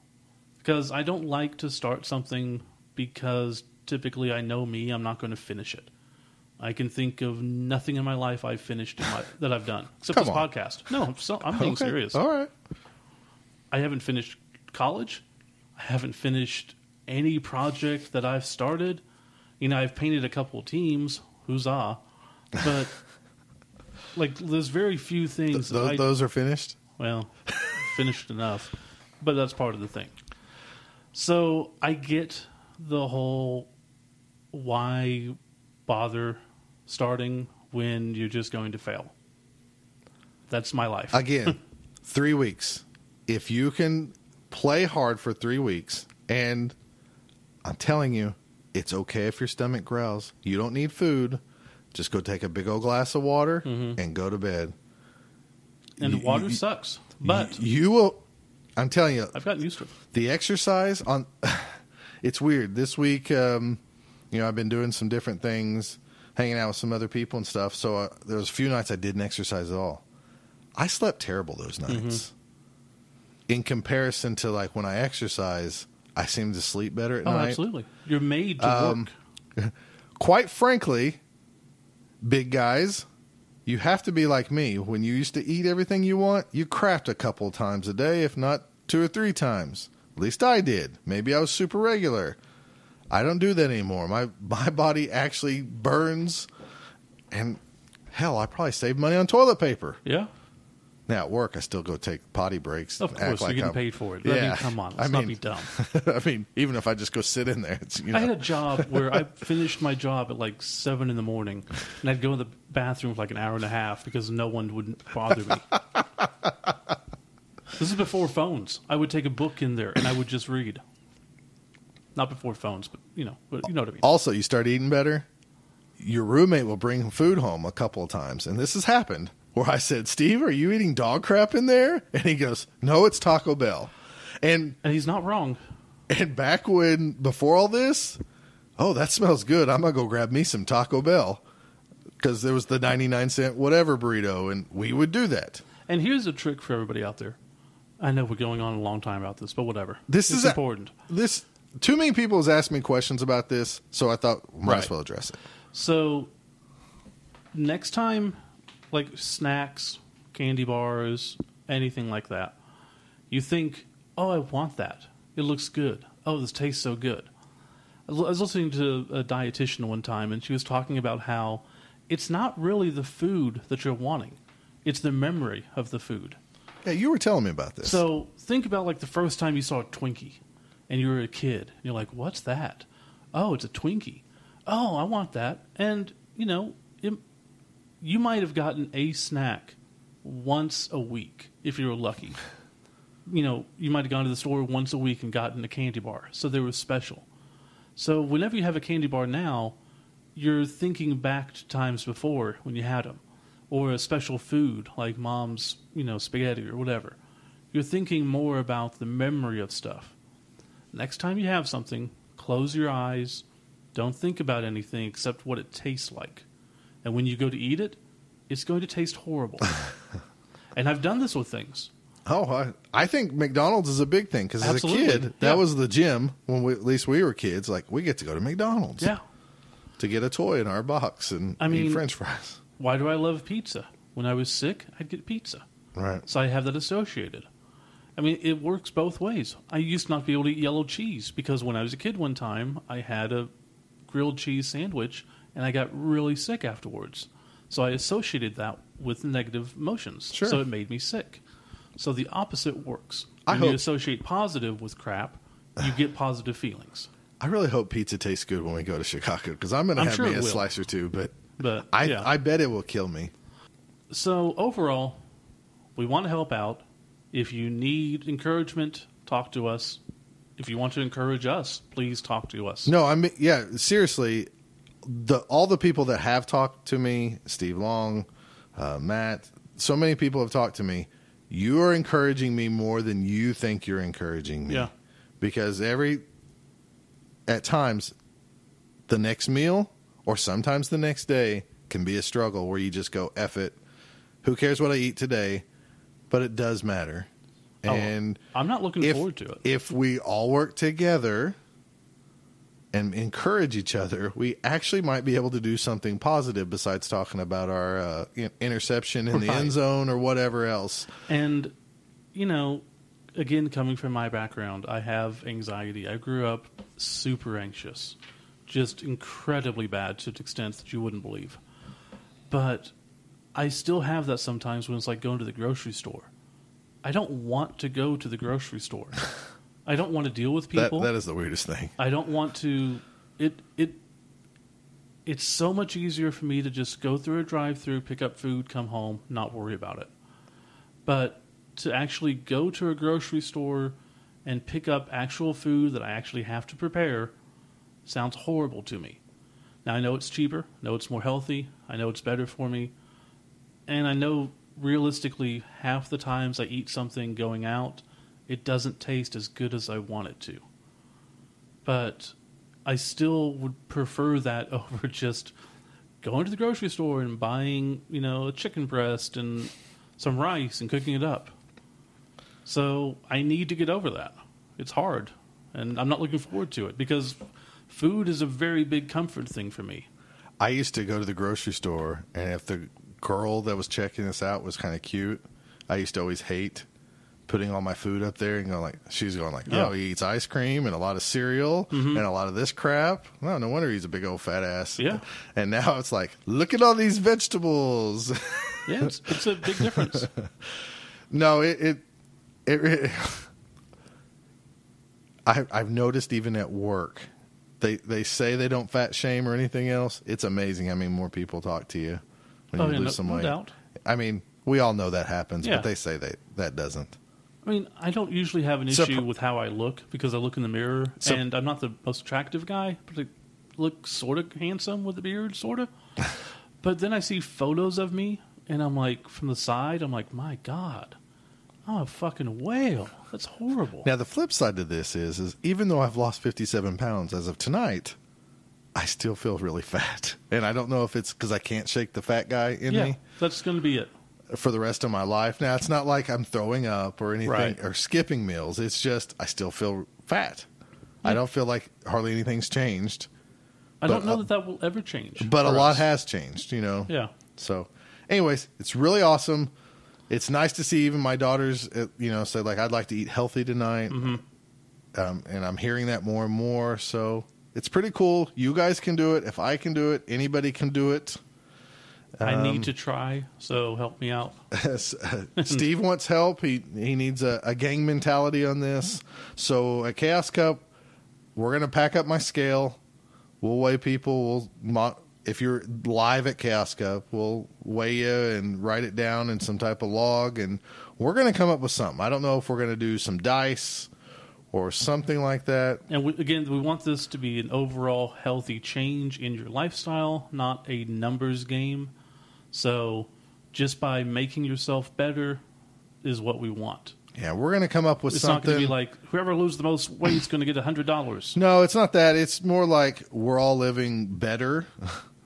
Not necessarily at tournaments because we know we're going to eat like crap and drink, but outside of that, we're going to try to live better and longer so we can play more Blood Bowl. But at tournaments, drink water. Don't get a soda. Sure. Yeah, it can happen. I'm just saying. Yeah. That's what we're after here. I know this has nothing to do with Blood Bowl besides keeping you guys alive so Steve can trade you the miniatures he needs. If anybody has a second edition Dark Elf Bald Kicker with the plume, trade me. Sell it to me. Whatever. It's the last thing I need. Aside from the super rare stuff. He needs it, folks. Anyways. All right, so that's like cake. That is our big Blood Bowl weight loss challenge. Steve and Scott Hess are going to pay me for my Chaos Cup entry because I'm not going to make them wear a dress. Hey, since they called it off 300. without telling me. Exactly. Again, much harder to pull off. No, you motherfuckers are going to pay me. Much harder to pull off. You guys are going to pay me $25 each. We're going to call it even, and then we're all going to work better to get a healthier life for the next year. Healthy. You can do it, dude. I can do it, sure. It sounds horrible. It is kind of horrible. At first. Right. Like, yeah, lettuce and stuff kind of sucks, but I've been like jonesing for salads. I like how you have a salad and then you just drench it in honey mustard. No, I don't drench it. Oh, you were drenching the one I saw you eat chowing down on. There's a trick for that. You take the fork, you put it in the sauce, and then get your salad. So you get a little bit of taste. Okay. Well, I'm still not I don't eating care. ranch and the other No, really fattening absolutely. stuff. That's the good thing. I've never ate salads before, Yeah. so therefore, you know how everybody's addicted to like ranch and all those bad Yeah. salad dressings. While honey mustard's not great, It's not bad. it's not as bad for you as the other ones. Yeah. So I love honey mustard. I love honey mustard, and boom! Boom indeed. I don't like ranch. Me neither. Yeah, it's terrible. Anyways, Both down in the athletic department. we're going to eat healthier. We're going to see you at Chaos Cup, and then we're going to come back with some shout-outs.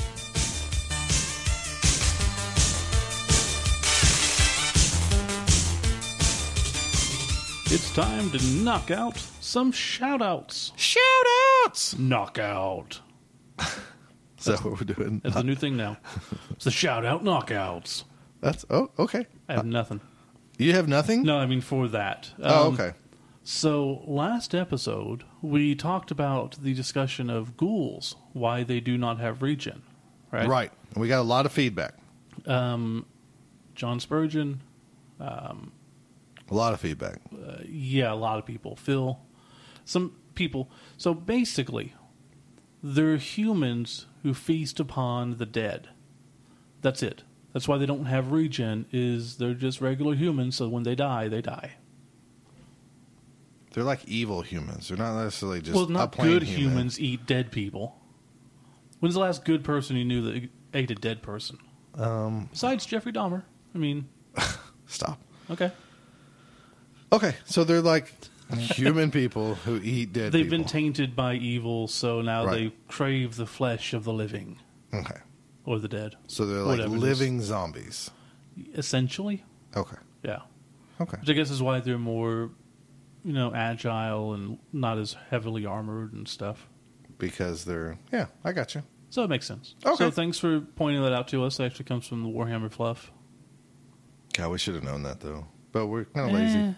Should have, but whatever. We don't. I'd like to shout out Sean Burke, who has been encouraging me and said he's proud of my weight loss. And He's thank Australian. you. He doesn't know anything. Oh, You can't trust anybody in Australia. he was showing me some cool collectibles he got too. So just want to shout out to him. A shout out to Steve Long, who's also working on this weight loss thing. You guys ever need me, holler. I'll encourage you. Same with Matt McDonough, who's doing an awesome job so far, and I hope he keeps it up. Yeah. So I just wanted to shout out all those people. So does that mean no White Castle this year? Boy, So I'm kind of okay with that. since Since they changed ownership. Since they changed ownerships, I'm probably out for White Castle. And really, White Castle's not that good to begin with. Here's the deal. I would go to White Castle, but I would get one burger, one slider, and maybe a few of your French fries. But I'm not ordering a meal. Yeah. Not at all. You know how hard it is for me, and I know this is going back to the subject, but like when I order food at a restaurant and it comes and I get full, but it's still there and I know I don't want leftovers, I'm like, I paid so much for this. I know. I need to eat it. Trust me, I know. It's hard. But what you got to think about is when you go out to eat, and if you eat healthy and you have leftovers, you get 2 meals for the price of one. Yeah. Then your $8 salad has turned into 2 $4 meals.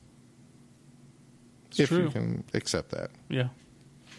Anyways, shout out to Jonas and all the Swedish guys who are headed over this way. I talked to Jonas today. He's looking for some goodies for my daughters and stuff. So Sweet. That's pretty awesome. He's going to load you up on chocolate. Probably so. Who else we going to shout out here? Anybody coming to Chaos Cup? Anybody who said they were going to come but it can't? We would like to announce that Submarines. Nuffleween, Oh, we have a date for Nuffleween, November 5th. which will end the Scars series, so it'll be November 5th. As soon as we get back from Chaos Cup, we should shortly have the rules set up. Right. It'll be the same build as last year, so if you go to the website and find the build, you can figure that out.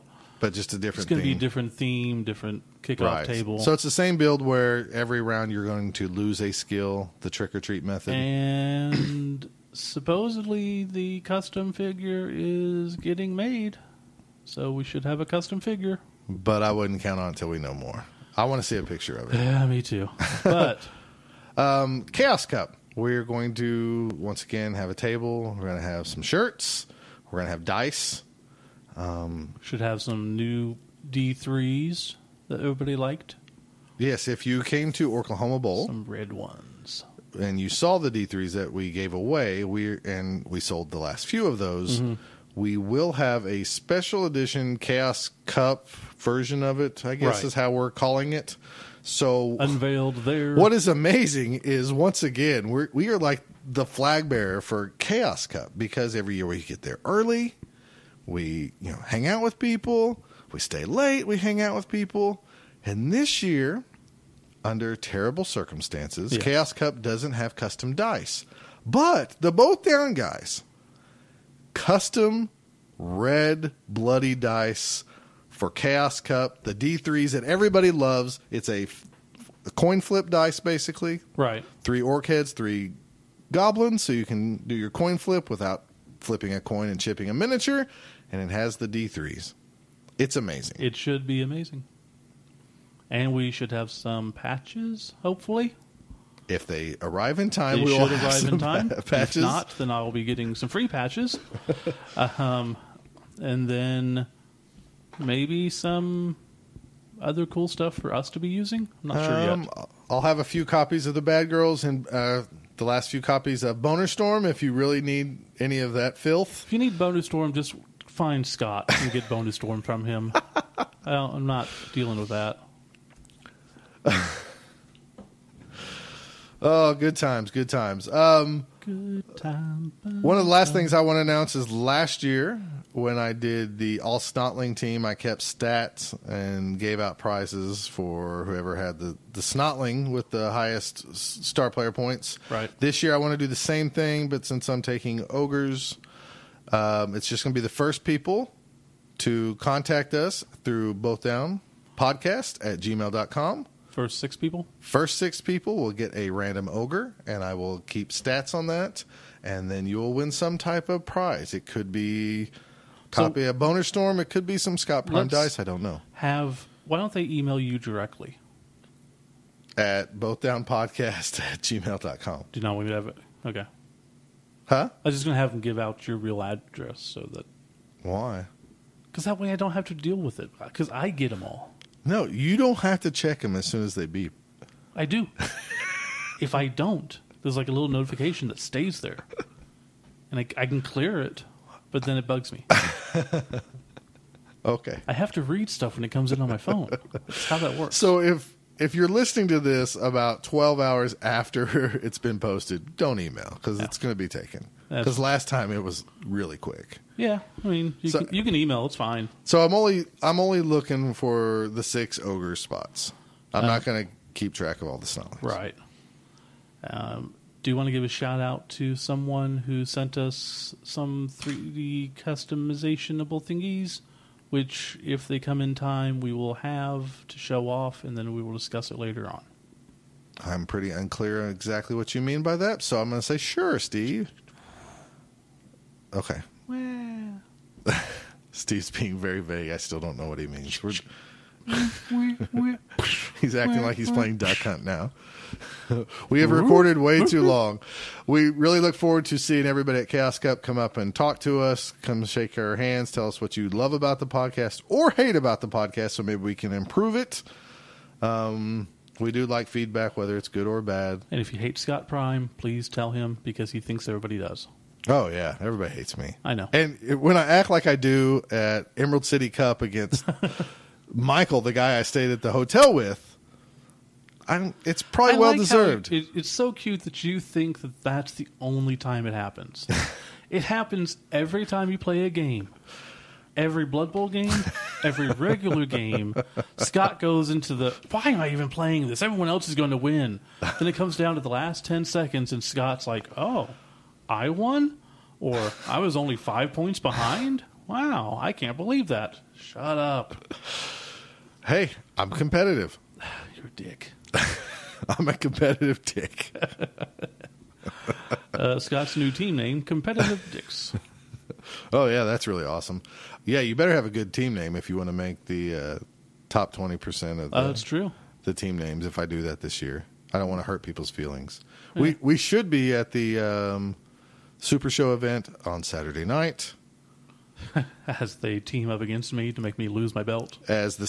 If you don't know what that is, that's the wrestling game that is run by the guys from Zerpcast. and we won the tag titles and the heavyweight championship belt. I won the heavyweight championship. Well, The extraterrestrial championship, which I told them was technically the XTC belt. And they said it's the XT belt. I'm like, no, it's the XTC belt, and I get all the powers of all XTC songs. Oh, that's cool. Which then I realized... The Ballad of Peter Pumpkinhead. I only know the Ballad of Peter Pumpkinhead Right. and the Sergeant Rock song. I don't know any other song by them. So we've had their belts all this time, and we've been defending them everywhere. And they're going to cheat, lie, and steal until they get those titles from us. So Bienvenidos we know that we are going Inferno. into the event going to lose the titles, and that's okay because Yeah. we're going to have the longest reign of those titles yeah, no matter what because they play the 1 game year. all the time. We can play the WWE thing of they've held it for 365 days. We really should go check when last year's Chaos Cup was to see how many days we did hold it. The reigning 362-day champions. It's not going to be quite a year, but that's Right. kind of sad. But that's okay. That's good enough. It's going to be the longest reign of their league. So come play some Super Show with us on Saturday night. And I don't know what else to say. I'm kind of rambling here, but we're really looking forward to it and excited. This is always like the big, I don't know. It's a bigger community. It's the Blood Bowl camp of the year. Yeah, I guess it is. It's like summer camp for Blood Bowl. We get to see all of our friends, hang out all weekend, Right. and then drive back on Monday, which is Labor Day, which everyone's going to be driving on. I hope Right. not, but we'll see. So we will see you then. Goodbye.